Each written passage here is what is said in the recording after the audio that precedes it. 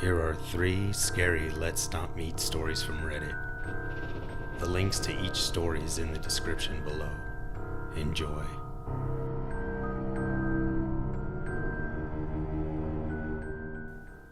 Number 1. This happened when I was about 10 and a half. It had been raining all day and into the evening.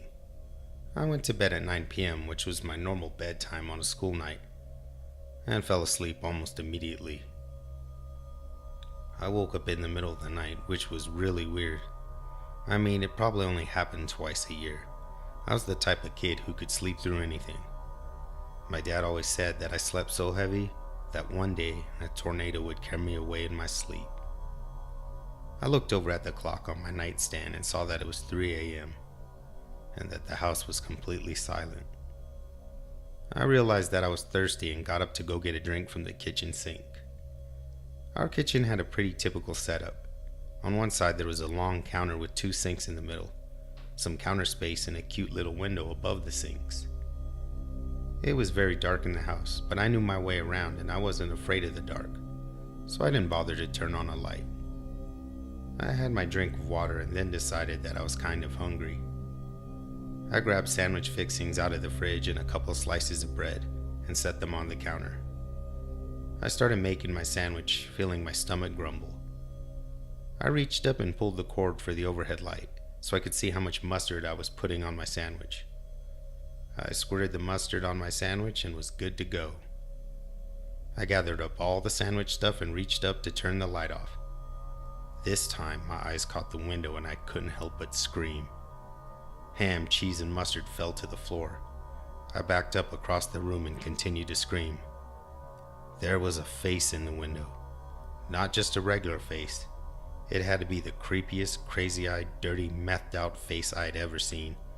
I wanted to run for my parents, but I was afraid to take my eyes off the face, so I just kept screaming. Eventually, my parents came to see what the racket was. My father grabbed a golf club and chased the man out of our yard. We had no idea who the guy was. He wasn't anyone that we had seen around town, and it didn't seem like he was trying to break in or steal anything. When I got older, I decided that he must have been a creep who happened to be passing by and saw me through the window or something. Whoever he was, he scared the fuck out of a little girl who just wanted a sandwich. So crazy, Peeping Tom, whoever you are, let's not meet again. Number 2. So last summer, my family and I went on a 7-day cruise to Alaska. It was really fun. I met some cool people and some not so cool people. To make things clear, I was a 17-year-old female at the time. A couple days into the trip, my younger sister and I decided to walk around and get familiar with the ship, and also just hang out and spend time with each other. We came across a long room with dividers set up making small cubicles with pictures hung up inside them. They were the family photos taken the day before, and we decided to look for our family. We found them and were talking about them when an Indian man in his late 40s walks up to us. He tells us how beautiful we look in the pictures. We were polite and flattered and said thank you and expected him to walk away. But he didn't. He continued to compliment us and we just said thanks. He finally left and we thought nothing of it, really. But then he came back with pictures of him and his wife. He began to show us his pictures, commenting on how great they looked together and asking us, "Don't we look good?"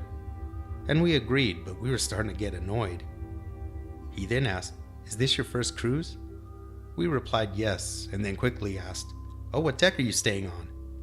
We stupidly and mindlessly said, "We're on deck 15. Then we quickly added that we didn't really know because we were still getting used to the ship, adding a mild laugh and forcing a smile. What really annoyed me was the way he was looking at us. Every time we looked away, he glanced down at our chests. I didn't like the way he looked at my sister.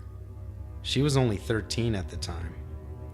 He then asked, "What is your stateroom number?" That's when I lost it and said, "We have to go." I grabbed my sister's hand and walked away quickly, but he started to follow. I got very scared, but after a little, he gave up and stopped following us. We ran out of there so fast and found our parents. We told them everything. We saw him a few times after that, but he never engaged us. Freaking creepy. Basically, we could have gotten raped that day, or worse. As for you, creepy Indian guy, let's not meet. Number 3. Longtime lurker. Here's my attempt at a contribution from an experience I had when I was 12 or so. Take it or leave it. One time when I was a kid, my parents were getting ready to go on a trip for the weekend, leaving me home alone. I was a good kid and we lived in a relatively safe community. A day before the trip, I got a phone call on our home phone. These were the days before caller ID. Somebody asked if my mom was there, asking for her by name. Well, my name sounds very similar to my mom's, so I thought they were asking for me. "This is she," I answered. We didn't get very far in the conversation before I realized the mistake I made. I thought he was speaking to my mom. I should have just corrected him, but I was a bit socially awkward, so I just figured I'd end the call and never bring it up again. He then asked me if my husband, my dad, was home. I told him no, he'll be away for the weekend. He then lowered his voice and said, "Well, I already knew your mom won't be home this weekend, and now I know your dad won't be either. You really shouldn't tell strangers things like that." And then he hung up. I was petrified. I was too afraid to tell my parents because I didn't want to get in trouble for accidentally pretending to be my mom. They left on their trip and I spent the entire weekend on edge. I was constantly making sure my windows and doors were locked and always keeping my dogs by my side. Then I heard a crash in the basement. It was unmistakable. There's a gate keeping my dogs from the basement, so I knew they couldn't have been down there. I immediately called the police, as my parents had told me to do if I ever heard any noises in the house.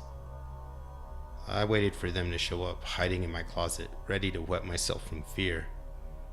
After about 10 minutes, the police arrived. They investigated the basement and found no sign of anything awry. To this day, I have no idea what happened that weekend. Whether the crash was a coincidence, that the man was just a family friend trying to teach me a lesson about pretending to be my mom, or whether someone had found their way into the house, but was scared off when they heard me call the police. Nothing ever came of it, but I still shudder to think what could have happened to me that weekend. It's been over 10 years and I still don't like to be alone. Strange man on the phone, let's never meet. Well, I hope you guys enjoyed. Until next time.